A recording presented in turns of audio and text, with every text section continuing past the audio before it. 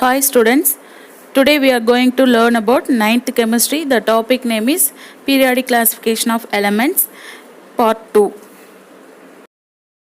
First we are going to learn about classification of elements into blocks. The elements of periodic table are classified into 4 blocks, namely S, B, D and F blocks. Now let's see about S block elements. It includes group 1, that means alkaline metals, and group 2 alkaline earth metals elements. They are also called as representative elements. The elements of group 1 except hydrogen are metals. The elements of group 2 are also metals.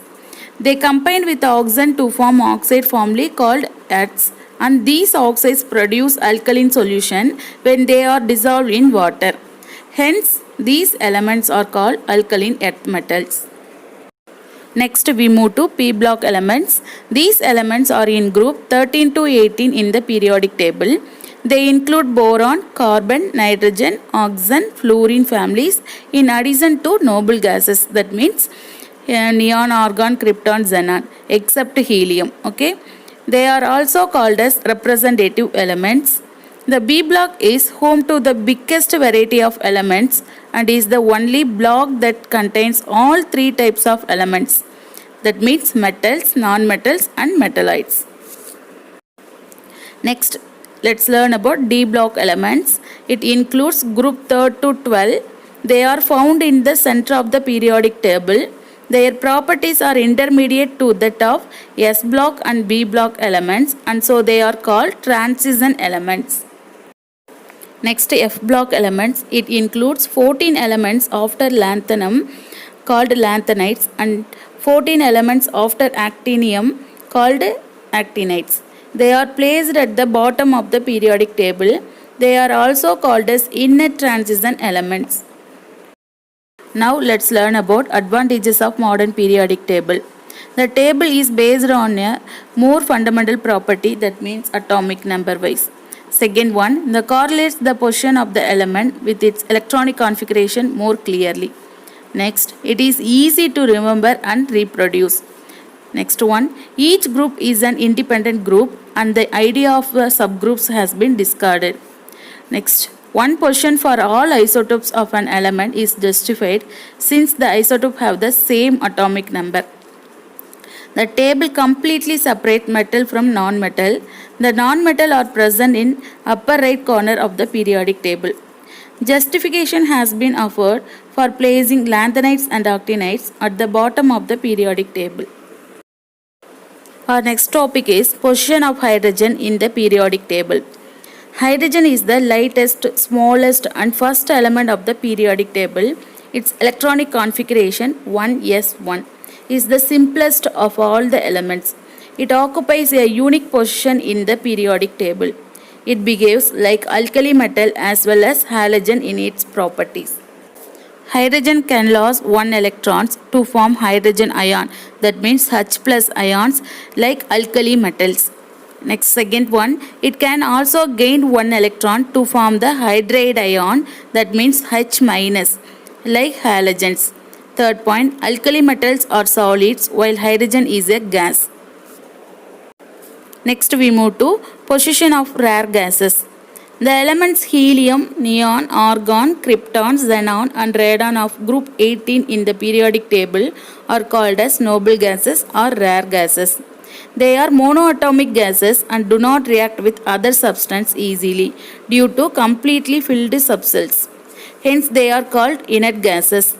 They are found in very small quantities and hence they are called as rare gases.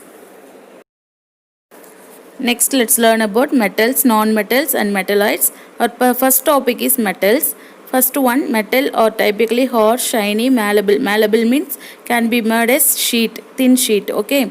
Fusible and ductile. Ductile means can be drawn into a thin wire with good electrical and thermal conductivity. Except mercury, most of the metals are solids at room temperature.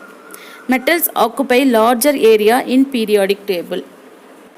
For example, lithium to francium is called alkaline metals and beryllium to radium is called alkaline earth metals in periodic table. Next, transition metal. that means group third B to second A. Next one, B block metals, example aluminium, gallium, indium, tin, etc. Okay. Our next topic is nonmetals. A nonmetal is an element that does not have the characters like hardness, shiny, malleable, suitable, and ductile. In other words, a nonmetal is an element that does not have the properties of metal. For example, all nonmetals are arranged in B block only. B block are nonmetals, that means carbon, nitrogen, oxygen, phosphorus, sulfur, selenium, halogens. Halogens means fluorine, chlorine, bromine, and iodine, and inert gases. Inert gases means helium, neon, argon, krypton, xenon. Okay, these are nonmetals. Next topic, metalloids. Elements which have the properties of both metal and non-metals are called as metalloids.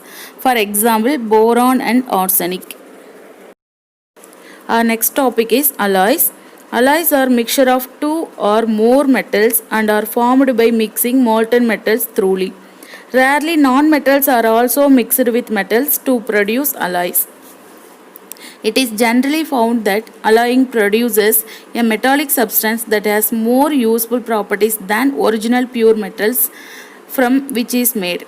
For example, the alloy of brass is made from copper and zinc. Next topic, advantages of alloys. Alloys do not get corroded or get corroded to very less extent. They are harder and stronger than pure metals. For example, gold is mixed with copper and it's harder than pure gold.